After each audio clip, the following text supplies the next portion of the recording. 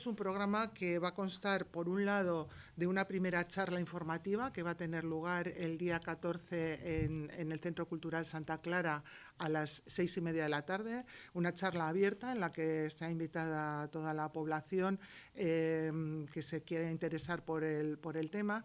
Posteriormente, abrimos además también unas direcciones de correo específico para recibir las solicitudes de aquellas personas que ya toman esa decisión de elaborar el documento.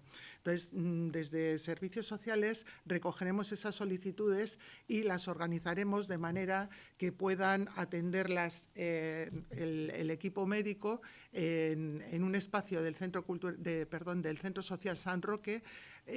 A partir del mes de enero atenderán ya también por grupos a estas personas y elaborarán con ellas pues este documento que ahora nos pueden comentar también en qué consiste toda esta tramitación y esta elaboración.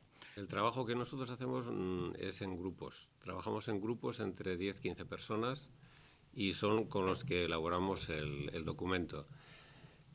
Con estos grupos hacemos 2 sesiones. Una primera sesión en la que informamos del contenido del documento. Nosotros tenemos un modelo de documento porque hay muchos modelos de documento diferentes. Nosotros hemos hecho uno en concreto. La gente que estaría en estos grupos, pues vamos a leer con las personas que asistan al grupo que quieran hacer el documento. Leemos pormenorizadamente cada apartado del documento, vamos explicando punto por punto todo el contenido. Y luego, una vez aclarado todas las dudas, la persona va a su casa con el documento, lo rellena y a las 2 semanas tenemos una segunda sesión. En esa segunda sesión se vuelven a clarificar dudas, incluso también invitamos a los representantes de estas personas por si quieren venir a la segunda sesión para clarificar también todas las dudas que puedan surgir.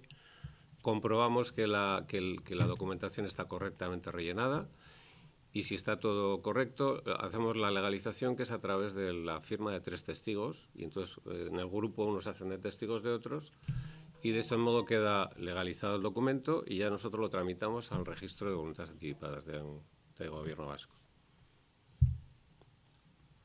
La gente no conoce muy bien este documento, ¿no?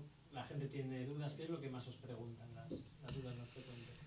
Habitualmente la gente que acude a hacerse un documento es gente que ha tenido alguna experiencia, diríamos, negativa en su familia, ¿no? Es decir, que ha tenido muertes. Y también es un poco el motivo por el que estamos nosotros en esto, ¿no? Nosotros somos médicos de familia con mucha experiencia en atención primaria, además con una cierta inclinación al trabajo en cuidados paliativos y en el duelo. Y lo que hemos observado, sobre todo con las personas en duelo, que el entorno del final de la vida tiene mucha importancia en la evolución del duelo. Entonces, cuando una persona fallece y no ha dejado ninguna previsión respecto a las cosas que quiere y no quiere, es la familia quien tiene que decidir. Y esto crea bastantes problemas muchas veces de enfrentamientos familiares, a veces de culpabilidades, que todo esto lo vemos en el duelo. Entonces, nuestro objetivo, si nos hemos metido precisamente a trabajar en este tema, es porque pensamos que es una herramienta muy potente el documento como para hacer una prevención en las complicaciones que surgen del duelo. Es decir, que las personas no tengan un duelo que se complique por conflictos familiares, sino que sea solamente la pérdida lo que vayan a tener el dolor, ¿no? Que a veces se complica con esas otras interferencias que son, pues eso, culpabilidades por tomar decisiones que no le corresponden, conflictos en la familia por no coincidir en decisiones, etcétera. Esto es hacer una cierta previsión de lo que yo deseo que sea el entorno del final de mi vida. Si yo considero, ¿qué es lo que yo considero que es un entorno digno para el final de mi vida? Con eso evito a mi familia que tenga que tomar ninguna decisión que no le corresponde y nosotros solemos decir que este es el mejor regalo que podemos hacer a nuestra familia. Con un documento de voluntades anticipadas le estás haciendo un enorme regalo. Nosotros llevamos trabajando en estos 6 años. Entonces hemos trabajado en centros de salud, en asociaciones, en ayuntamientos. O sea, en estos 6 años nos hemos dado 1000 charlas en diferentes ámbitos y hemos ayudado a mucha gente a hacer el documento en todos estos sitios. En los centros de salud, en algunos se hace. Por ejemplo, en Baracaldo hay varios sitios, en Sestao hay varios centros de salud también que hacen documentos más o menos con el sistema que trabajamos nosotros, porque hemos un poco, digamos que el sistema este de trabajo en grupo es un poco pionero por nuestra parte, ¿no?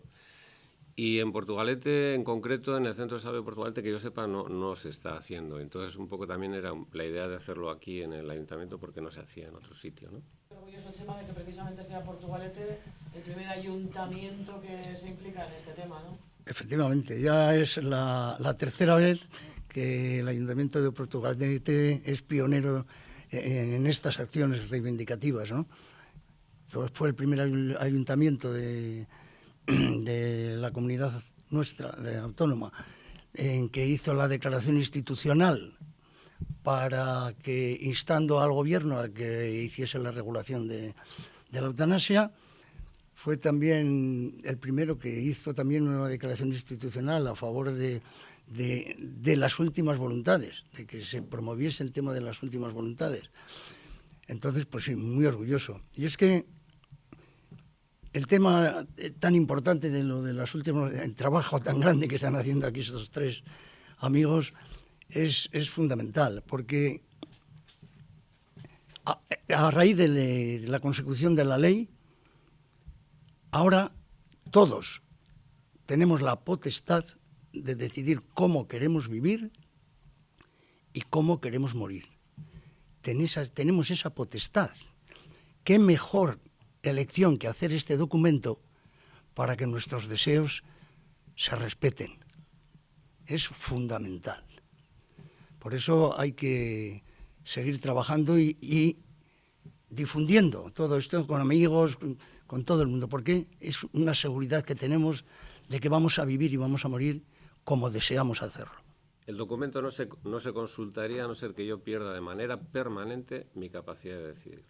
Es decir, si yo me doy un golpe con el coche y estoy en coma una semana, 2 semanas, un mes, el documento no sirve para nada, ¿eh?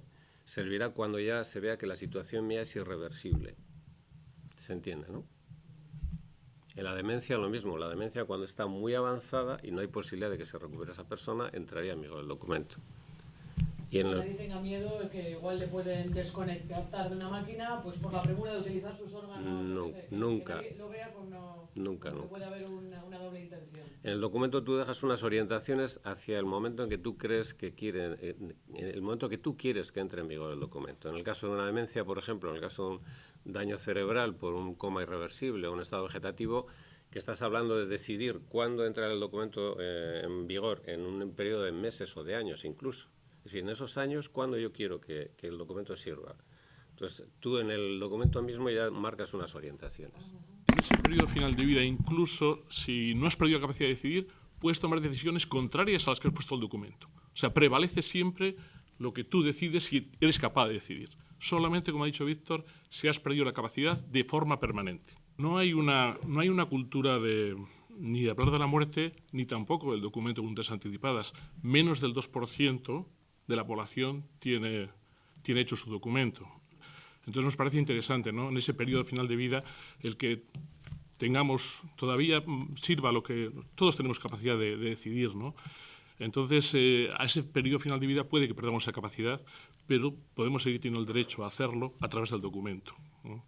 Entonces nos parece importante mantener, aparte evidentemente lo que ha dicho Víctor, que es muy importante también para las familias, incluso también facilita a los sanitarios, porque ya a la hora de tomar decisiones y pedir nuestro consentimiento informado lo estamos dando previamente para determinados actos. No tienes por qué tener 70 años, puedes hacerlo con 30. Cualquier persona mayor de 18 años, ser mayor de edad, no haber pedido la capacidad y hacerlo voluntariamente. ¿No? Esos son los 3 requisitos para hacer el documento.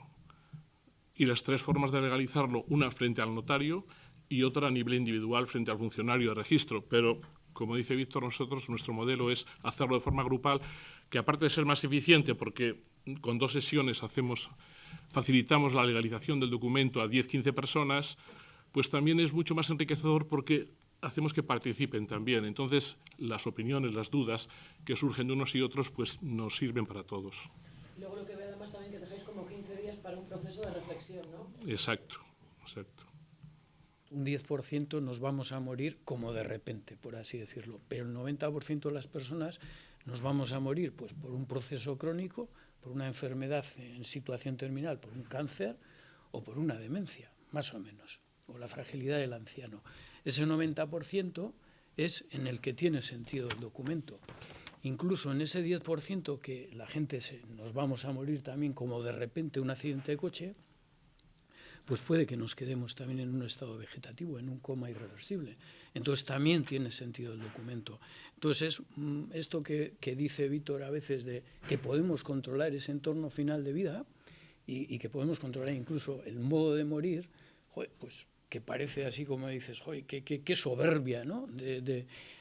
Pues no, es cierto, desde un punto de vista científico, la mayoría de las veces nos vamos a morir, por así decirlo, lentamente. Nos va a dar tiempo a que el documento esté ahí. El documento es muy importante que tengamos en cuenta siempre que es para cuando no tenemos capacidad. Pues si tenemos capacidad somos soberanos. Lo de la inviolabilidad del cuerpo, lo del sí es sí, también sirve aquí. Que esto es importante que lo tengamos en cuenta frente a los sanitarios. Porque el mundo sanitario cada vez nos impone, ¿me entendéis, no? Entonces, que seamos más capaces, más soberanos, más autónomos, y el documento va también en esa línea. Es como un consentimiento informado previo. Cuando nos van a hacer una colonoscopia, una gastroscopia, nos piden el consentimiento informado. Nosotros aquí estamos diciendo lo que queremos y lo que no queremos.